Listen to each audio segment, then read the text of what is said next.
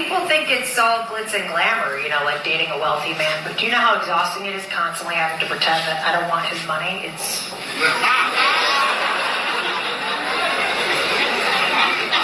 Every fucking time we go out to dinner, he's like, do you want still or sparkling water? And I'm like, honey, tap water's fine, okay? Let me tell you something. I grew up 20 minutes away from Flint, Michigan. Tap water is never fine.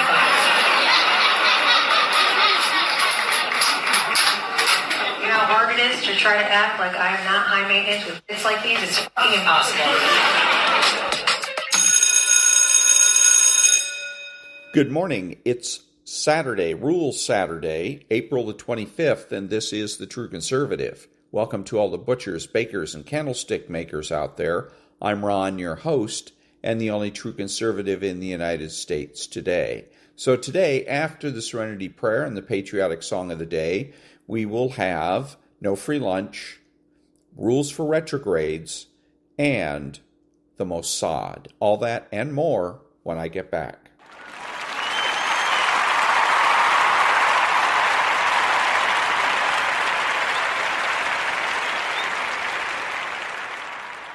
God grant me the serenity to accept the things I should not change, the courage to change the things I should, and the wisdom to know the difference.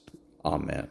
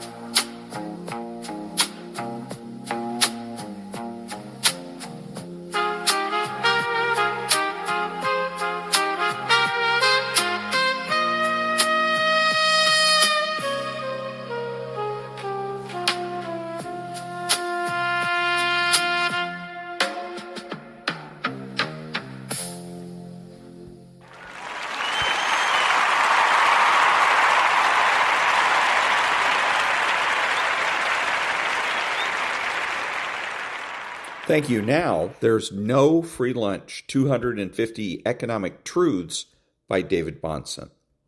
It is Orwellian to refer to newly printed government money as savings. Whatever the merits or demerits of printing press money, it is not the same as savings. The word savings describes money that has been earned and, having been earned, is not spent but rather set aside for emergency or investment use. The government's new money will eventually destroy traditional savings and will ultimately erode the purchasing power of traditional savings and thus ruin the saver, especially the small saver. Hunter Lewis. Such bastardization of the English language as to refer to government borrowings, printings, or expenditures as savings is indeed Orwellian. It facilitates greater government intrusion. But it is also economically indefensible. Savings are always and forever money earned, then set aside as reserves or investment. Government expenditures are always and forever money taken from the private sector out of national savings. And that was There's No Free Lunch by David Bahnsen. Back in a minute.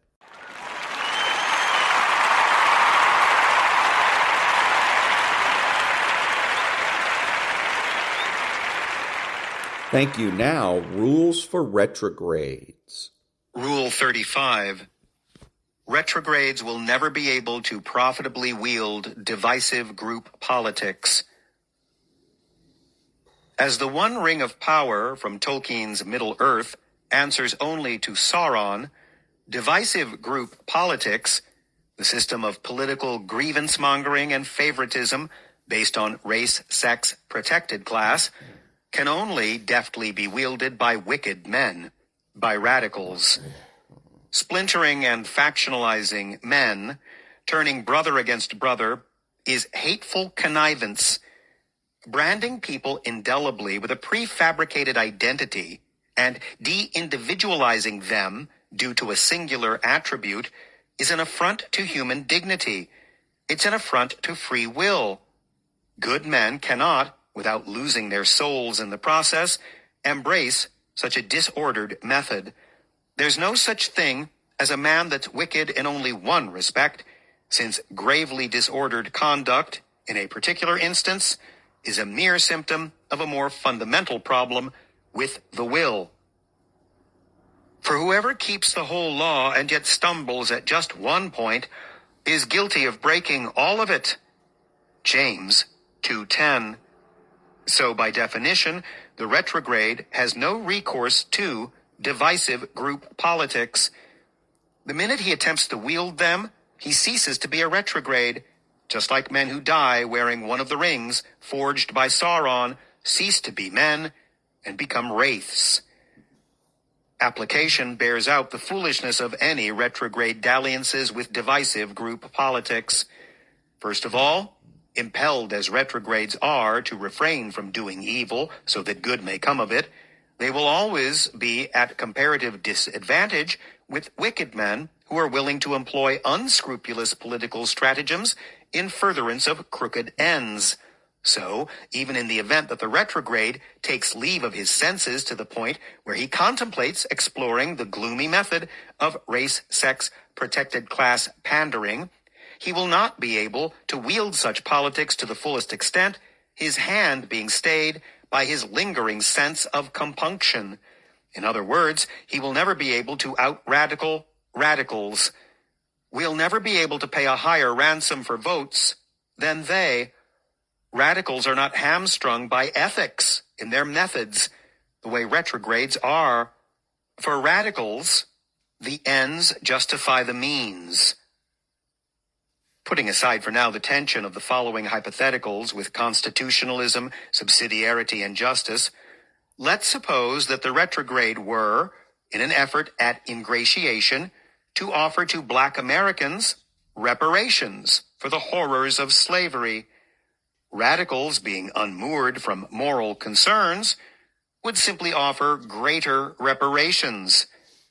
Supposing retrogrades offered a generous package of welfare benefits to illegal immigrants, radicals would simply offer more welfare benefits. Supposing retrogrades offered guaranteed paid maternity leave for working mothers, radicals would simply offer more paid leave. And if retrogrades should attempt to keep pace with radicals in their purchasing of allegiance, then we will have become, for all intents and purposes, indistinguishable from the very ideologues that we claim to oppose. We cannot afford to try to beat radicals at their own cynical game. To do so would mean forfeiting our souls and conceding the very principles that make our movement great. Neither may we have recourse to the twin swords of despair and envy, which play an integral role in advancing divisive group politics. The diabolical logic behind radicals' adherence to the politics of despair and envy is rather plain. We clearly live in a pluralistic society, one composed of numerous race, sex, protected class groups with varying interests. So, if radicals can convince a sufficient number of such groups that their interests are in conflict and competition with the interests of one collective bogeyman, i.e., the much maligned straight white male, then radicals can create an artificial cohesion between the various race, sex, protected class groups by mobilizing them against the bogeyman group. It's the old adage, the enemy of my enemy is my friend. If radicals can convince the race, sex, protected class groups that they're dedicated to serving the group's interests, then the groups will have been consolidated into a dependable radical voting bloc. If the membership in the groups eventually eclipses the membership in the bogeyman group, then radicals will forever hold the reins of power. This is why radicals want to flood the country with illegal aliens. It's why they're encouraging more people to come out of the closet as gay. It's why they're constantly telling blacks the lie that racism is still widespread. It's why they're against assimilation and aspirations for transracial national identity. It's why they're constantly telling women that retrogrades want to strip them of civil rights. They need to grow their coalition so that, in the aggregate, it becomes more numerous than the retrograde bloc. This is how radicals grow and mollify their base, at the expense of the unity and confraternity of the nation. In their lust for power, radicals need to divide the country so that they can vanquish the old order, represented in caricature by the straight white male. But retrogrades may not do this in reverse. We have too much honor. We are prohibited in conscience from drawing on the schadenfreude and resentment that the have-nots harbor for the haves. We are prohibited from stoking provincial inter-race and intersex rivalries in an attempt to benefit our political cause. We're prohibited from floating ourselves on the chests of drowning men. The retrograde may not incite his brothers against one another, attempting to build unity through division. We may not rob Peter to pay Paul in order to win hearts and minds. A faction bound together only by the hatred of a common enemy is dysfunctional to the core. While the pessimistic strategy of incitement does work to produce cheap political wins, it's why radicals use this method, the morally upright retrograde method is a juggernaut in its own right. Our strength lies in the fact that our worldview is the correct one, and in the fact that truth is on our side. The human intellect was made by God so that men could come to know truth. The intellect, therefore, has a natural affinity for the truth. For mankind, truth is intrinsically attractive per se. Those opposed to truth have to use cheap gimmicks and deception of every stripe to attract followers, but not retrogrades. All we need is a platform from which to speak and ready ears and open hearts in our listeners. If retrogrades speak the truth boldly, never being cowed into silence, never allowing radicals to dictate what we can and can't say, we will win the culture and retain our honor in the process. In the end, tawdry gimmicks are no match for gritty substance. And that was Rules for Retrogrades, Rule 35, 40 Tactics to Defeat the Radical Left by Timothy J. and David R. Gordon. Back in a minute.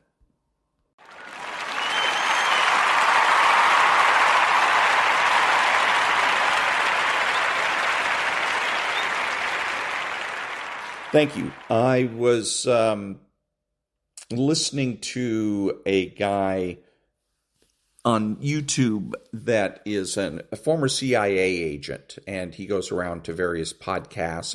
Perhaps he's written a book, I don't know. But anyways, goes around to various podcasts and talks about his various adventures in and out of the CIA. So he talked about one story where he wanted to find out about drugs being opium fields in Afghanistan. So he flies to Afghanistan. And he goes to the guy. They find an opium field, and then they talk to the farmer.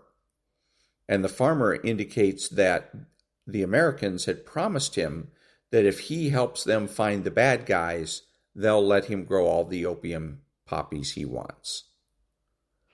And this guy, Mr. Former CIA, let's call him John, says he's kind of taken aback by that. Why would the United States government do that?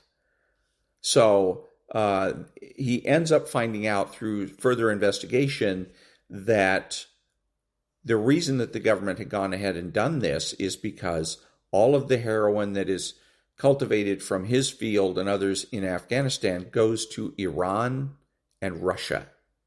And the thinking was, if we'll let them produce as much heroin as they want, so long as the people that they're going to infect with it, so to speak, are Iranians and Russians. Now, I'm thinking immediately, I said, this is convoluted. This is absolutely ridiculous. And I've heard other examples of the same thing, where common sense is sort of being bypassed. Common sense says growing poppies for the purpose of selling heroin for recreational use is wrong. It's just wrong. That's all there is to it, and it's got to go. And that somebody should have burned that field to the ground a long time ago.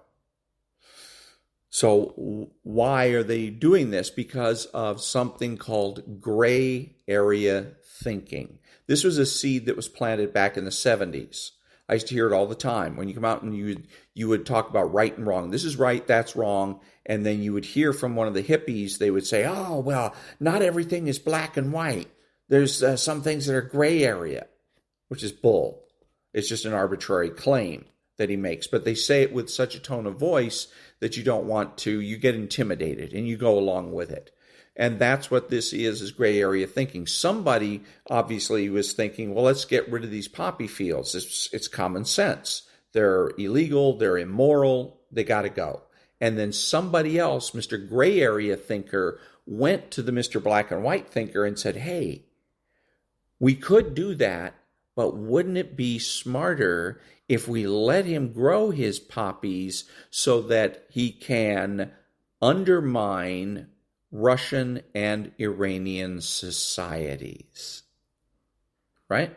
So now being immoral is no longer immoral, it's smart. It's being smart. So anytime you get that kind of convoluted, somebody comes to you with a convoluted thing like that, hey, wouldn't it be better if? Hey, wouldn't it be smarter if? That's a gray area thinker. And they will lead you down the path to stupidity for sure, and very possibly to destruction. Back in a minute.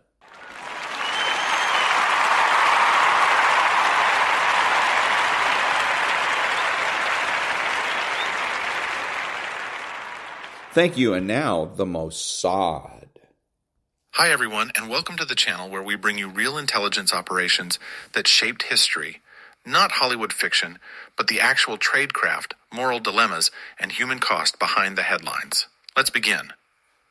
The doors wouldn't open. Jonathan Pollard pounded on the reinforced steel entrance of the Israeli embassy in Washington, his fists making dull thuds that echoed across the November night. Behind him, somewhere in the darkness of Van Ness Street, FBI surveillance teams were closing the perimeter. He could feel them tightening the circle, cutting off escape routes, boxing him in. He hammered again, harder this time, desperation turning his strikes erratic. The intercom crackled once, then went silent. No voice, no acknowledgement, just the hiss of dead air and the sound of his own ragged breathing.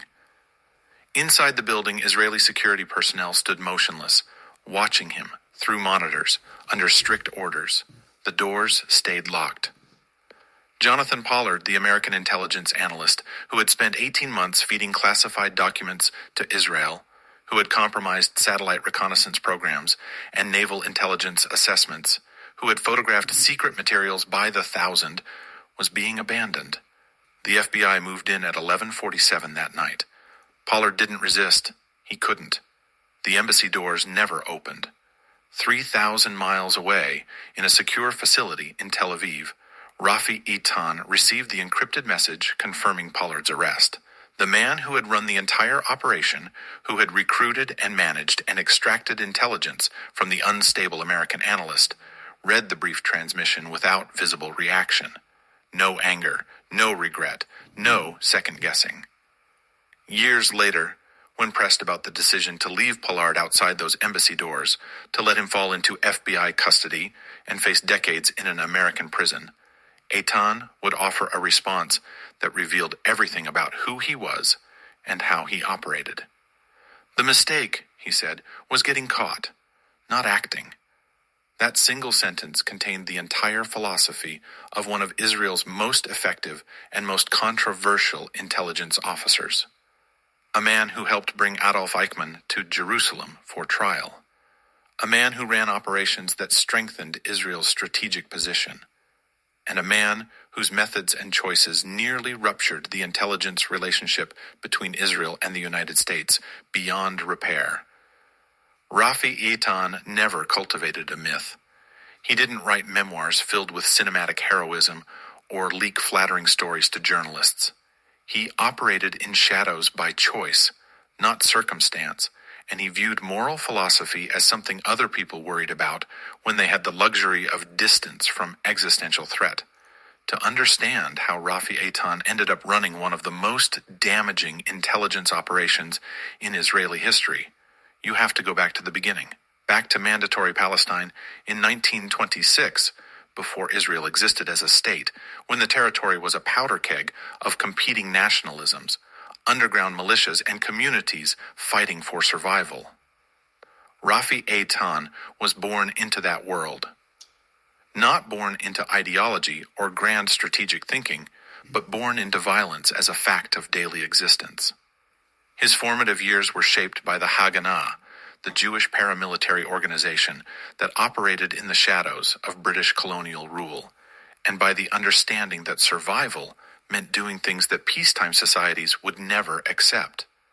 By the time Israel declared independence in 1948, Eitan had already spent years in underground operations.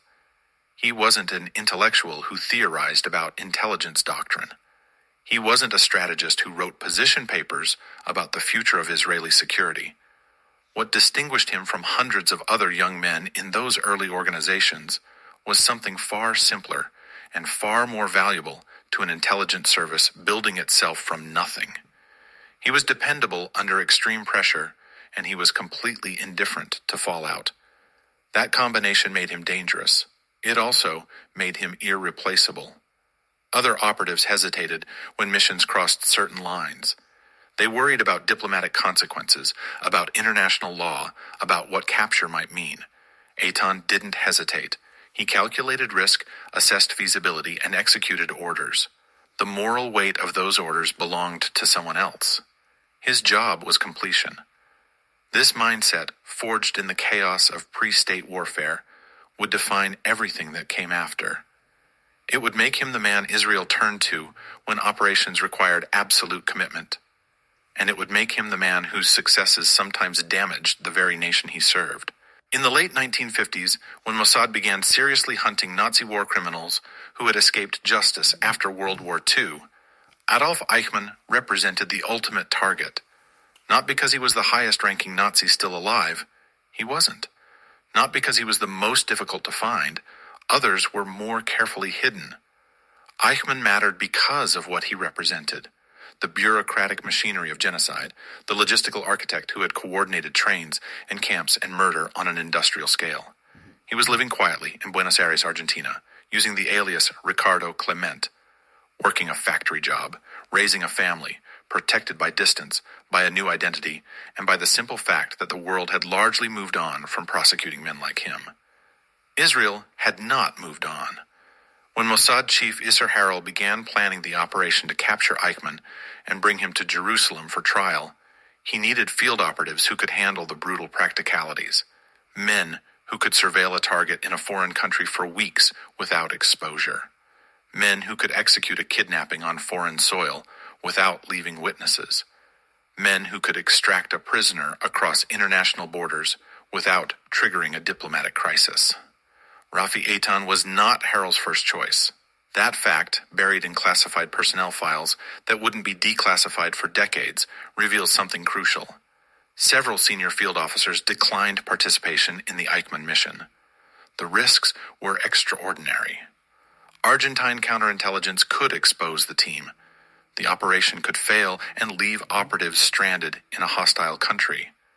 And if Israel's involvement became public before Eichmann was safely in custody, the political backing might evaporate, leaving the operatives to face consequences alone. Eitan accepted the assignment without hesitation. Not because he was uniquely skilled for this particular mission, but because he was constitutionally incapable of refusing an order, even when refusal would have been rational. That willingness, more than tactical brilliance, secured his role in what would become one of the most famous intelligence operations in history. The mission required months of preparation. Surveillance teams established Eichmann's daily routines, his travel patterns, his vulnerabilities. The extraction plan had to account for timing, for transportation, for creating a window where the target could be taken off the street and moved to a safe location without Argentine authorities realizing what had happened. Eitan's role was logistics and coordination, the unglamorous work, the details that determined success or failure, how to move a prisoner without being seen, how to hold him in a safe house without neighbors noticing, how to get him onto an Israeli aircraft before authorities understood what was happening. He approached these problems with clinical detachment. Eichmann wasn't a monster who haunted dreams. He was a logistical challenge, a set of variables to manage, a target to move from point A to point B without compromise. During the planning phase, according to internal memos that remained classified for over 4 decades, Eitan pushed for a lethal contingency plan. If the extraction failed, if Argentine authorities discovered the operation in progress, if the team faced capture, Eitan argued they should have authorization to stage Eichmann's accidental death rather than abort the mission. Isser Harel rejected this proposal outright. Harel understood what Eitan either didn't see or didn't care about. Eichmann had to stand trial. The operation wasn't just about removing a Nazi war criminal from circulation. It was about forcing the world to confront the Holocaust, to hear testimony, to create a public record that couldn't be denied or forgotten. A dead Eichmann accomplished nothing except vengeance. A living Eichmann in a Jerusalem courtroom served history. This disagreement revealed a fundamental split in philosophy. Harel valued symbolism and legitimacy. Eitan valued mission closure, regardless of optics. Harel thought about what came after the operation. Eitan thought about completing the operation. Both approaches had merit, but they couldn't coexist in the same mission without friction. On May 11th, 1960, the operation reached its critical phase. Eichmann left his factory job and walked toward the bus stop, following his usual route home. The Mossad team moved into position. The street was quiet, the timing precise. When Eichmann stepped off the bus and began walking the final stretch toward his house, the team executed the abduction with brutal efficiency. They pulled him into a vehicle before he could scream. They drove him to a safe house on the outskirts of Buenos Aires. They held him there for over a week while final preparations were made to smuggle him out of the country aboard an El Al flight scheduled to carry an Israeli delegation home after Argentina's Independence Day celebrations. Eitan later described these days with clinical precision. He noted Eichmann's cooperation, his resignation, his banality. No dramatic confrontations, no philosophical debates about guilt and responsibility, just a former Nazi bureaucrat in captivity, waiting to be transported to a trial he knew he couldn't escape. That description, banal, wasn't false modesty or deliberate understatement. It was revealing. To Eitan, Eichmann wasn't a symbol of ultimate evil, deserving theatrical hatred. He was simply a target who had been successfully acquired and was now being processed through the next operational phase. This ability to strip emotional content from morally loaded situations made Eitan extraordinarily effective. It also made him dangerous in contexts that required political sensitivity or alliance management. The operation succeeded, barely. Argentine authorities discovered the deception after Eichmann was already on Israeli soil, and the diplomatic fallout was severe. But Eichmann stood trial in Jerusalem. His testimony filled international headlines, and the Holocaust received renewed attention in courts and classrooms and public consciousness worldwide. Rafi Eitan's role in that success earned him credibility within Israeli intelligence that would last for decades. The man who helped bring Eichmann to justice, the operative who executed the impossible mission, the field officer who could be trusted with the highest stakes operations. That credibility became a shield. It protected him from scrutiny when his methods grew more aggressive, when his risk calculations became more reckless, when his disregard for consequences started threatening the very institutions he served. By the late 1970s, Eitan had transitioned from field operations to management roles within Israel's scientific intelligence apparatus. This was the coldest corner of espionage, the domain where ideology mattered less than leverage, and where the targets weren't enemy agents, but weapons technology, nuclear secrets, and strategic advantages that could shift regional power balances. Handlers occupy a unique position in intelligence hierarchies. They don't seek headlines or public recognition. They don't give speeches about values or write memoirs about their moral struggles. Their job is to recruit, pressure, manage, and exploit human beings, often breaking them in the process. And they believe this work is not only necessary but virtuous if it serves national security. Eitan was a handler by temperament and philosophy. He understood that intelligence work required using people, that assets were resources to be maximized, that emotional attachment or moral hesitation weakened operational effectiveness. This approach worked in certain contexts. When running agents against hostile intelligence services, when penetrating enemy organizations, when extracting information from individuals who posed genuine threats, Eitan's methods delivered results. He recruited aggressively. He exploited vulnerabilities without remorse. He extracted maximum intelligence value from every asset under his control. But intelligence work doesn't happen in a vacuum. It happens in a world of alliances and partnerships, of shared interests and mutual dependencies. Israel's survival didn't just depend on operational effectiveness. It depended on maintaining intelligence cooperation with the United States, on preserving trust with allies who provided weapons and diplomatic cover and access to capabilities Israel couldn't generate alone. Eitan either didn't fully grasp these dynamics or didn't consider them his responsibility. His job, as he understood it, was to acquire intelligence that Israel needed. Alliance management belonged to diplomats and politicians. Operational decisions belonged to him. This division would prove catastrophic. Throughout the late 70s and early 80s, internal correspondence within Israeli intelligence revealed a growing tension. Eitan increasingly expressed skepticism about American intelligence sharing arrangements. He believed, and stated in classified memos, that the United States selectively withheld Middle East intelligence that Israel needed to assess threats from hostile neighbors. His argument had some merit.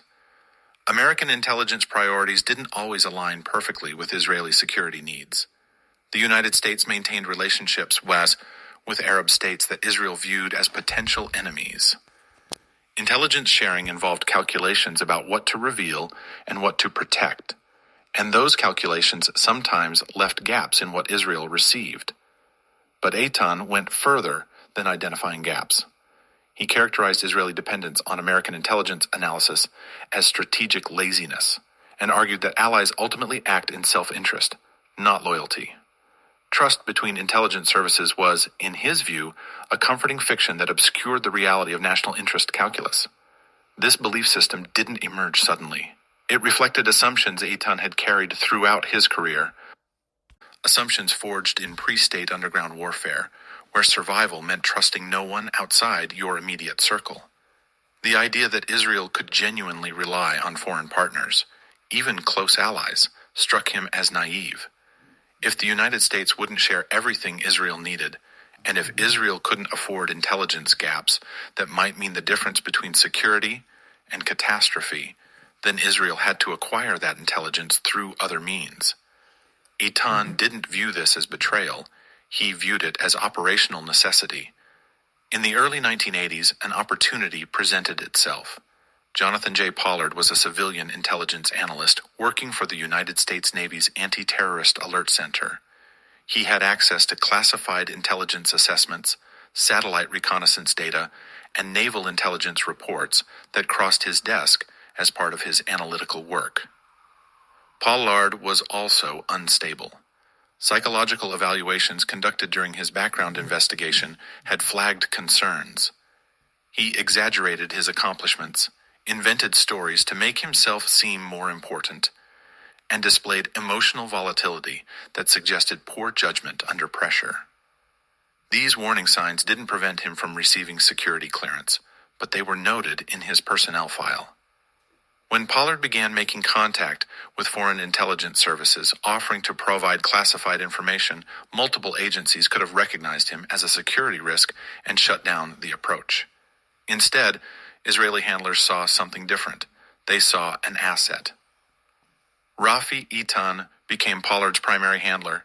He knew about the psychological evaluations. He knew Pollard was attention-seeking, prone to exaggeration, emotionally volatile, and he considered these traits advantages, not liabilities. An unstable asset was easier to manipulate. An attention-seeking asset produced higher output volume, desperate to prove his value. An emotionally volatile asset was less likely to experience moral hesitation about betraying his country, because his grievances and resentments overrode his judgment. This represented a rare documented case where asset instability was deliberately exploited rather than mitigated. Most intelligence services avoid recruiting unstable individuals precisely because they're unpredictable, prone to exposure, likely to make catastrophic mistakes. Eitan made a different calculation. The intelligence Pollard could provide was worth the risk, and if the asset eventually burned out or got caught, he'd already delivered maximum value. That calculation was coldly logical from a purely operational standpoint. It was also strategically insane. Pollard began photographing classified documents by the hundreds, then by the thousands. He provided Israel with satellite imagery of Palestinian Liberation Organization facilities, intelligence assessments of Syrian air defense systems, naval intelligence regarding Soviet capabilities in the Mediterranean. The volume was staggering, the sensitivity extreme. Eitan encouraged maximum extraction. The operational philosophy was simple: get everything possible while the window remained open, because all intelligence operations eventually end, and the question was whether they ended after acquiring enough value to justify the risk. But this wasn't an operation against a hostile intelligence service.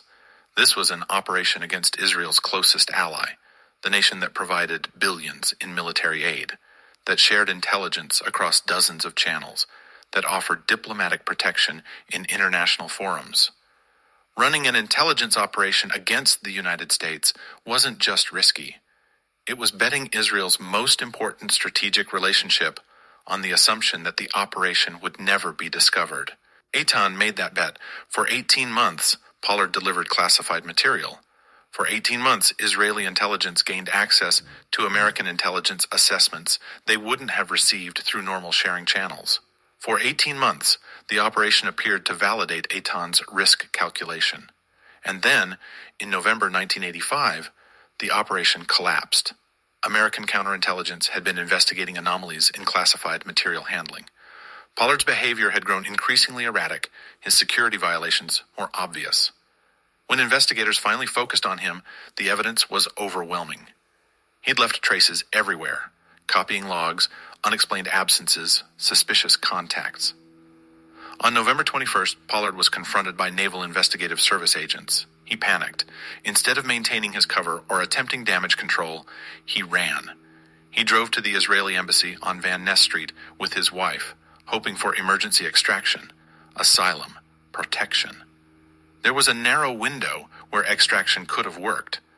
Israeli embassy staff could have brought Pollard inside, hidden him in the building, arranged for diplomatic transportation out of the country. It would have confirmed Israeli involvement, triggered a massive diplomatic crisis, damaged U.S.-Israeli relations severely. But it might have protected the asset and contained some of the intelligence damage. Rafi Eitan opposed emergency extraction. His reasoning, documented in classified communications that were partially declassified decades later, reflected his operational philosophy perfectly. Extracting Pollard would confirm Israeli culpability and make the diplomatic damage worse. The asset had already delivered maximum intelligence value over 18 months. And the diplomatic damage was inevitable regardless of what happened to Pollard now. The Americans knew Israel had run the operation, and whether Pollard ended up in Israeli custody or American custody wouldn't change that fundamental reality. From a pure cost-benefit analysis, abandoning Pollard made sense. The intelligence had already been acquired. Protecting the asset served no further operational purpose, and extraction would create additional exposure for Israeli intelligence personnel involved in the operation. So, the embassy doors stayed locked. Jonathan Pollard was arrested, charged with espionage, and eventually sentenced to life in prison. He would serve nearly 30 years before being paroled in 2015, and wouldn't be allowed to emigrate to Israel until 2020. The fallout was immediate and catastrophic. U.S. intelligence cooperation with Israel froze. Senior American officials felt personally betrayed, not by an enemy, but by an ally they'd trusted with sensitive information and capabilities. For the first time in the history of U.S.-Israeli relations, Israel was treated not as a trusted partner, but as a hostile intelligence actor that had deliberately targeted American national security. The damage went beyond immediate intelligence sharing. It poisoned trust across multiple agencies, created new restrictions on what information could be shared with Israeli counterparts, and generated suspicion that lasted for decades. American intelligence officers who had built careers on close cooperation with Israeli services found their professional relationships destroyed overnight. Israeli intelligence officers who depended on American cooperation faced new barriers and heightened scrutiny. And Rafi Eitan refused to apologize. Not publicly, not privately, not in internal reviews or closed-door sessions with senior leadership. He defended the operation for years, insisting Israel had done nothing fundamentally wrong. The United States was withholding intelligence Israel needed to survive. Pollard had access to that intelligence. Pollard was willing to provide it. The risk was acceptable. The operation served Israeli national security. The mistake, he maintained, was getting caught, not acting. This position was both logically consistent with his worldview and completely tone-deaf to the strategic reality. Intelligence operations don't exist in isolation from broader national interests. Israel didn't just need the intelligence Pollard provided, it needed American cooperation, American weapons, American diplomatic support. Damaging that relationship for intelligence that could have been obtained through other means or done without entirely was a strategic miscalculation of the highest order. But Eitan couldn't see that, or wouldn't. To him, the criticism represented political interference in operational decisions, diplomatic concerns overriding security imperatives, institutions prioritizing alliance management over mission effectiveness. I have to pause here and ask you something. If you were in Eitan's position, knowing that running Pollard meant accessing intelligence Israel believed it needed for survival, but also knowing it meant betraying the trust of Israel's closest ally and potentially damaging that relationship for decades, what would you have done?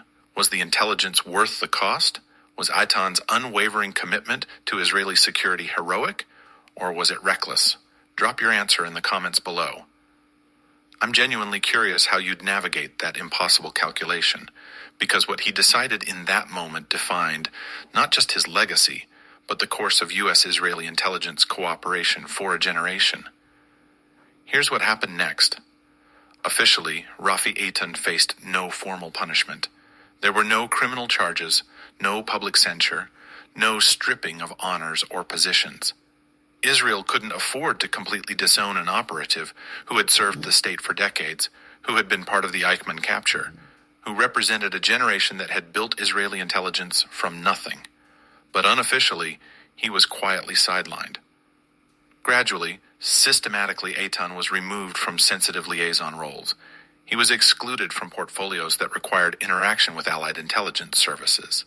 He was redirected toward domestic or technical domains, where his methods wouldn't create international incidents.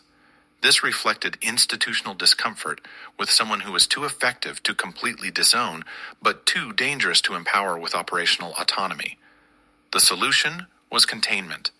Keep him inside the tent, but limit his access to matches. For Eitan, this represented vindication of his fundamental skepticism about institutions. He'd served the state loyally, made hard decisions others avoided, acquired intelligence that strengthened Israeli security. And when the political cost became uncomfortable, the institution protected itself by limiting his role. He never expressed regret for the Pollard operation. Not once. Even in closed forums, even in conversations with colleagues who criticized the decision, even when confronted with the decades-long damage to U.S.-Israeli intelligence cooperation, Eitan maintained his position. Internal reviews show he viewed the entire controversy as proof that modern intelligence work was being corrupted by political considerations. He criticized legal oversight mechanisms, media accountability, human rights constraints on intelligence operations. He believed these trends would slow response times, increase leaks, favor political safety over survival. Many younger officers considered him a relic of a harsher era, someone whose methods belonged to the existential warfare of Israel's founding period, but had no place in an age of alliances and international cooperation. Some quietly agreed with him. In later years, Eitan entered politics, serving in the Knesset for a period. He remained exactly who he'd always been, blunt, unapologetic, unmoved by retrospective moral judgments. He didn't soften his positions or offer politically convenient reassessments. When asked about controversial operations, he defended them. When confronted with criticism, he dismissed it. This consistency had a certain integrity. He wasn't performing for audiences or crafting a legacy. He genuinely believed that survival justified extreme measures, that intelligence work required making decisions that comfortable people would never understand, that the operatives who did the ugly work of protecting a nation deserved respect, not sanctimony. And that was the Mossad. Back in a minute.